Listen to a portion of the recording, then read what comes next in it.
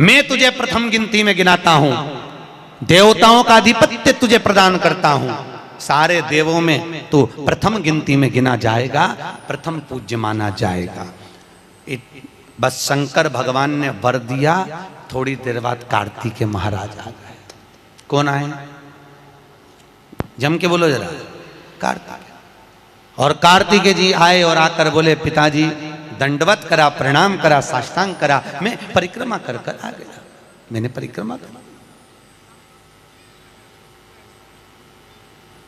अब इधर तो देवता सब, सारे देवता मिलकर अक्षत छोड़ रहे गणेश जी के ऊपर, स्वस्ति वाचन हो रहा, लोग प्रणाम कर रहे, नमन कर रहे, लोग आवाज लगा रहे, श्री गणेश जी महाराज की।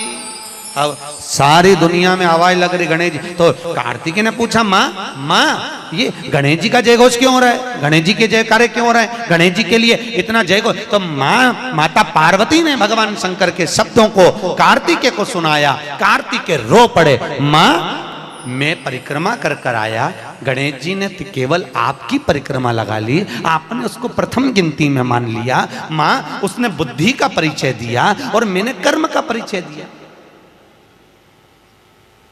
बुद्धि का परिचय, कर्म का परिचय। व्यक्ति को उसके भाग्य का मिलता है कि कर्म का मिलता है? जल्दी बोलो। कर्म का। आपका क्या विचार है? ये लोग तो बहुत दूर बैठे हैं, इसलिए इनसे पूछ ही नहीं रही हूं। व्यक्ति को उसके भाग्य का मिलता है कि कर्म का मिलता है? पुरुषों से भी पूछने का मन है, मेरा भाऊ बोलो तो सही, कि उसके कर्म का मिलेगा कि भाग्य का मिलेगा? है दोनों का मिलेगा। मेरी माताएं जीजियां बिल्कुल सही कह रही है, दोनों का ही चाहिए। काय का? भाग्य का और कर्म का, ये दो हैं।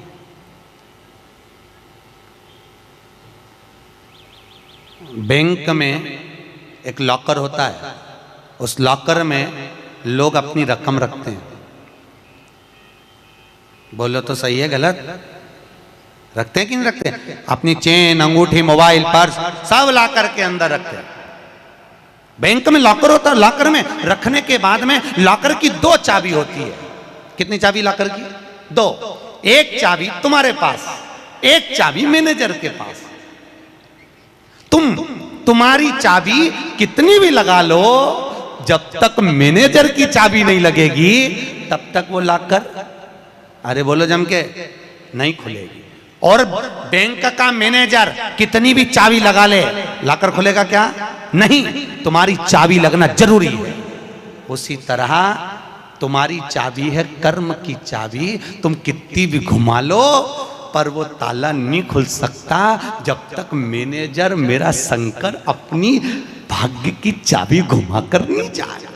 इसलिए तुम कर्म करो, भाग्य की चाबी मेरा भोलेनाथ घुमाएगा, और कब क्या दे जाए तुम्हें मालूम ही नहीं पड़ पाएगा।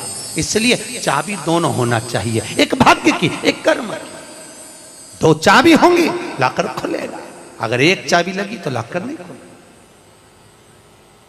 चाबी। अब गणेश जी महाराज को भगवान कार्तिकेय महाराज बोल रहे हैं, माँ मैं कर्म करने गया था, मैं परिक्रमा करने गया था, और यहाँ गणेश जी महाराज को तुमने प्रथम गिनती में बना दिया।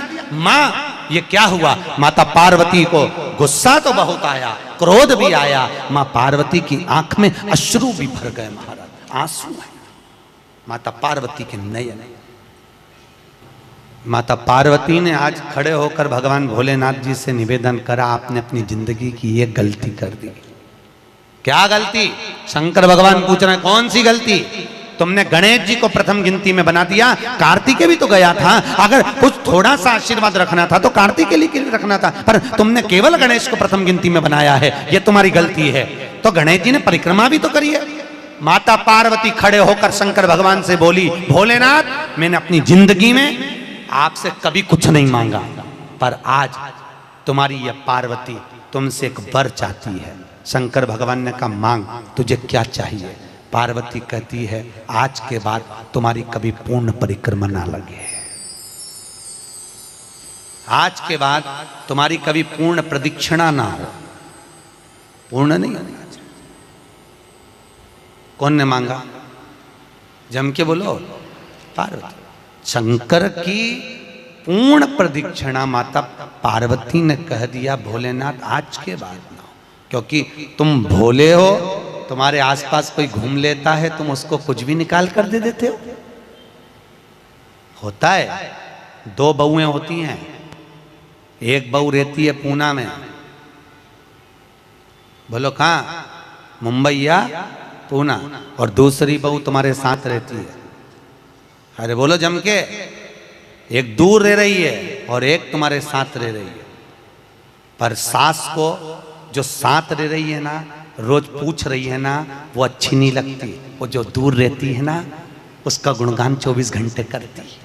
ये डोकरियों की आदत भी बुरी बुढ़िया, बड़ी बुरी आदत।